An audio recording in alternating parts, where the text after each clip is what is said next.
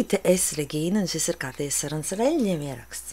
Labu laiciņu šī ieraksti nav bijuši, un es izdomāju, ka būtu laiks ierakstīt kaut ko eņģelisku. Man šķiet diezgan aktīva bijusi, un gandrīz katru dienu esmu vilkusi kārtiņas un ielikusi draugos sarunas ar eņģeļiem mājas lapā. Es ceru, ka jūs tur esat ieskatījušies, daļu no jums es tur redzu regulāri, daļu redzu cilvēkus, kurus es pat nezinu, jaunus cilvēkus, sveiciens jums visiem, tad ir cilvēki, kurus es zinu, bet kurus es neesmu manījusi tur. Jebkurā gadījumā es ceru, ka jums visiem iet lieliski un eņģeliski un labi, un ja kaut kas arī neiet tik labi, tad jūs vienmēr atcerieties vaicāt eņģeļiem pēc palīdzības. Man tikko nesen bija tāds gadījums, pie mums bija viesi, un pēkšņi pavisam negaidīt man pienāk telefons zvans, un tie viesi saka, Klau, Regīna, mums ir tualete iestrēgusi, un mēs nevaram neko, nekas nepalīdz. Mums ir tas, es pat nezinu, kā viņi latviski sauc. Tas ir ko attīra vai tas pirmās palīdzības rīks, ar kuru lieto, lai attīrītu to tualeti. Es saku, mēs nevaram ar to nekas nav līdzēts. Nāc palīgā. Un es aizgāju, un es domāju, ok, labi, es saprotu tualeti. Tas nav tā skaistākā bilde, vizuālais tēls. Tāds arī bija dzīvē bija vēl trakāks. Un es domāju, ok, īsti nezinu kā, bet hei, eņģeļi, nāciet man palīgā. Iztīriet šito tā, lai man nebūtu, nezinu, ar rokām tieši jādodas iekšā tai visā netīrībā un kaut kādā veidā tā jāmēģina attīrīt vai kā. Un es padarbojos ar to rīku pāris reizes un laidu ūdeni un viss aizgāja. Un tad tie viesi mūs, viņi tādi saka, bet kā mēs izmēģinājamies vienu un otru, bija divi viesi tur, divas draudzenes, un saka, mēs izmēģinājamies un nekādu nesanāca, un es tā saku, es pavaicāju eņģeļiem, viņi izdarīja visu to smago darbu. Un tad mēs tā nosmējām, bet tāpat laikā, pavaicājot eņģeļiem, izdodas. Varētu šo situāciju, šo notikumu skatīties, ka tā bija tikai tāda sakritība, bet varētu skatīties uz to tā, ka eņģeļi tiešām palīdzēja. Visi tie daudzie eņģeļi, kurus mēs esam izsaukuši vai domājuši par viņiem, un tad mēs viņiem darbu nedodam, visi tie bezdarbnieki eņģeļi, kuri ir sasaukti pie mums, un tagad gaida, ka mēs viņiem kādu darbu dosim, un viņi labprāt to darbu izdarītu, un viņiem nekas nav jāmaksā. Pietiek ar paldies, un lūk, tālāk, dodam eņģeļiem darbu visās situācijās. Dažkārt varbūt tā atbilde un palīdzība nāk uzreiz un nāks uzreiz, un dažās situācijās šī palīdzība no eņģeļiem varētu būt, ka nāks mazliet vēlāk, vai kādā, varbūt netik gaidītā brīdī, bet viņa parasti nāk. Lūk, tātad tagad eņģeļa kārtiņas šoreiz es neesmu izvilkusi. Tātad, pat ja jūs skatāties šo ierakstu un zinu, ka jūs skatīsieties viņu tiešajā, cik un tā tas darbojas, iedomājamies kādu jautājumu vai situāciju, vai varbūt tā vispārīgi, kas ir tas, ko mums svarīgi būtu zināt. Kādā konkrētā situācijā vai vispārīgi. Eņģeļi, kas tad ir tas, ko jūs gribētu, lai mēs zinām, dzirdam? Alright, tātad divas kārtiņas jau ir izkritušas. Un tagad trešā eņģeļi, kas tad ir tas, ko jūs gribētu?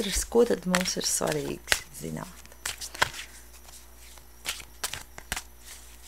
Un katram mūsu konkrētajā jautājumā arī Ok, tātad 3 kārtiņas no mums ir izkritušas. Ne izvilkušās, bet izkritušas. Šādas viņas izskatās, šīs kārtiņas.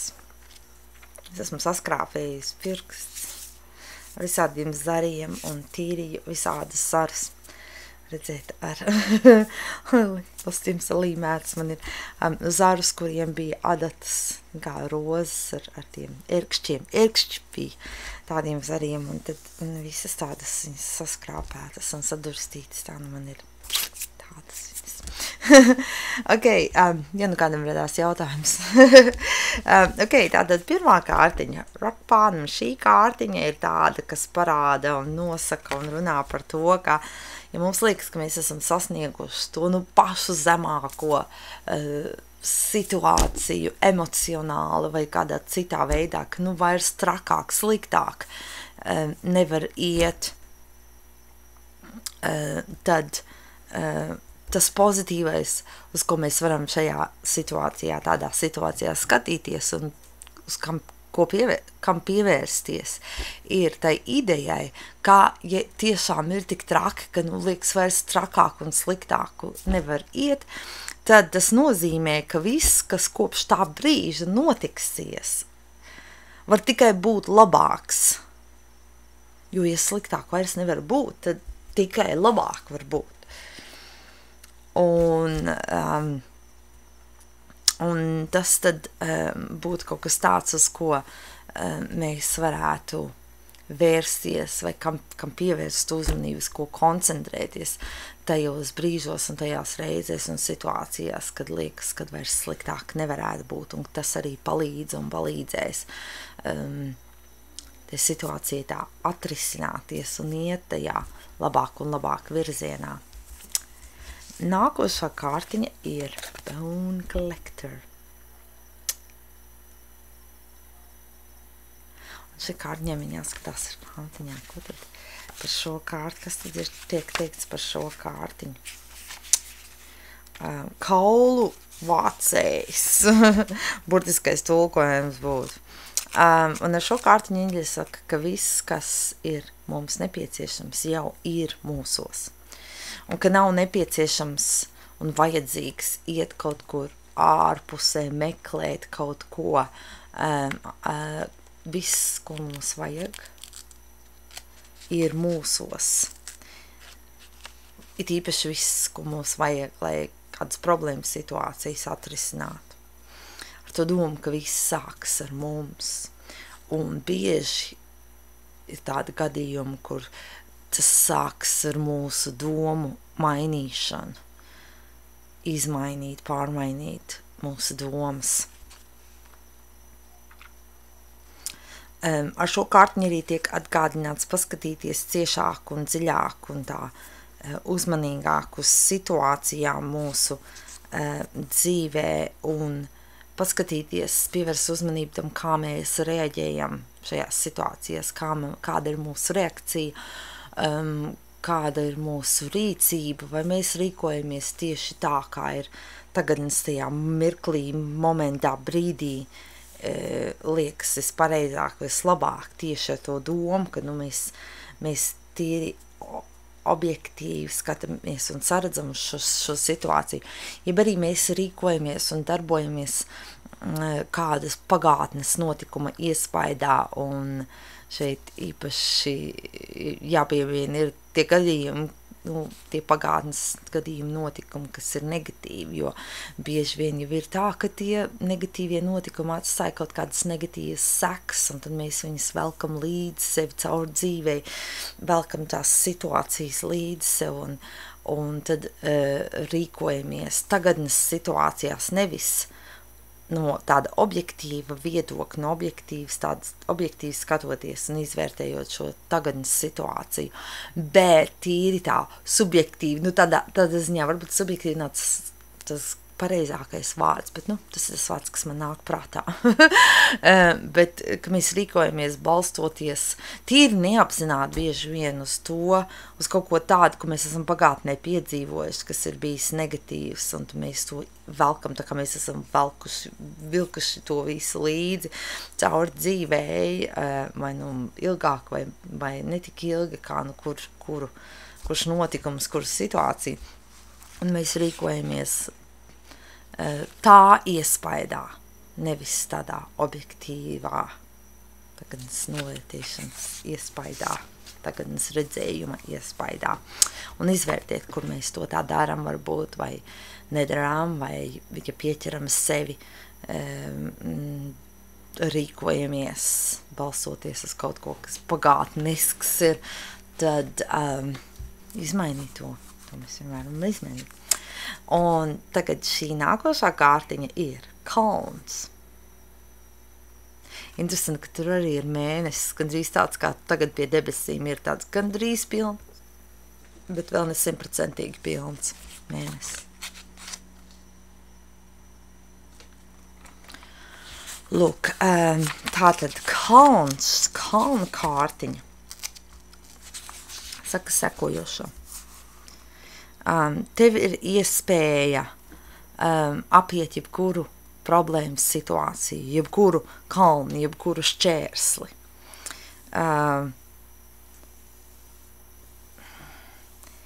Paskaties apkārt sev, paskaties savā dzīvē, paskaties uz savām situācijām un izvērtē, atkal vēl viena kārtiņa par izvērtēšanu, izvērtē to, kurās situācijās tad kaut kas tāds, kas tev liekas, kas ir problēma, kas ir šķērslis, un ka tas tevi aptur vai attur no došanās uz priekšu, kur tas šķērslis ir, nevis tiešām šķērslis, nepārvarams, bet tikai tāds šķērslis kā ilūzija, ka tā ir ilūzija, nevis šķērslis, ka tas tikai izskatās, ka ir šķērslis un nepārvarams šķērslis, bet ka, ja tā dziļāk ieskatāmies un padomājam un izjūtam un ieklausāmies eņģeļos, tad izrādās, ka tas šķērslis ir apejams un ka tas šķērslis ir bijis tikai tāda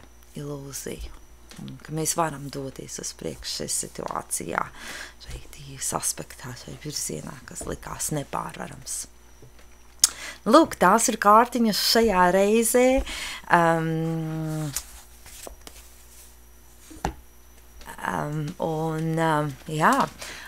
Es gribēju teikt, es ceru, ka tas sasaucas ar jūsu situācijām dzīvē, bet es zinu, ka sasaucas vai lielākā vai mazākā vērā, vai viena kārtiņas ziņa vairāk vai mazāk uz kādu no jums attiecas, bet es zinu, ka tā parasti ir, ka kaut kādā veidā un ziņā attiecas.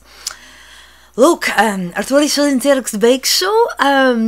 Man ir bijusi tāda ideja kādu laiciņu jau tagad, un es domāju, ka es pavisam drīz lielā drīzumā, ka es pavisam drīz to arī uzsākšu, ka būs, ka es radīšu video par labi, ir vieni video, kas ir un būs tādi kā šie ar eņģeļu kārtiņām, un tad otrs variants, video variants, būs tāds, kad par dažādām situācijām, par dažādām sakritībām, par dzīvi, par visu kaut ko tādu, kas liekas, ka ir svarīgs. Tādas video radīt man ir bijusi arī tā sajūta, ka vajag.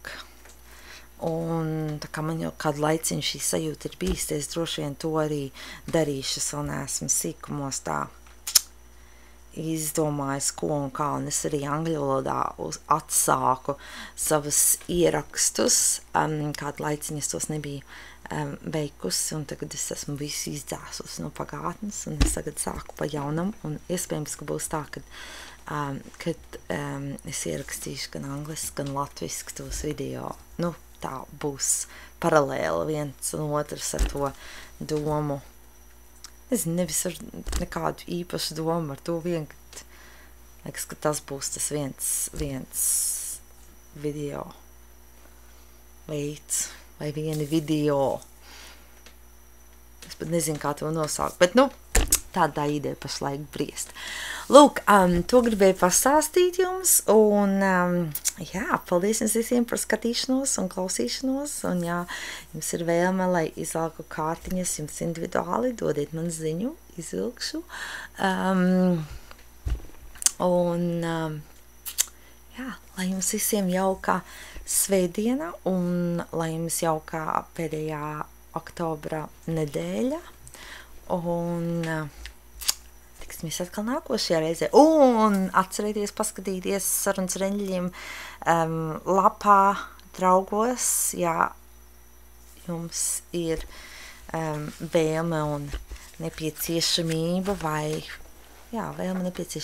interese ikdienas kārtiņas redzēt un palasīt un paskatīt ziņas, tad tās tur būs. Ok, labi, atā jums visiem!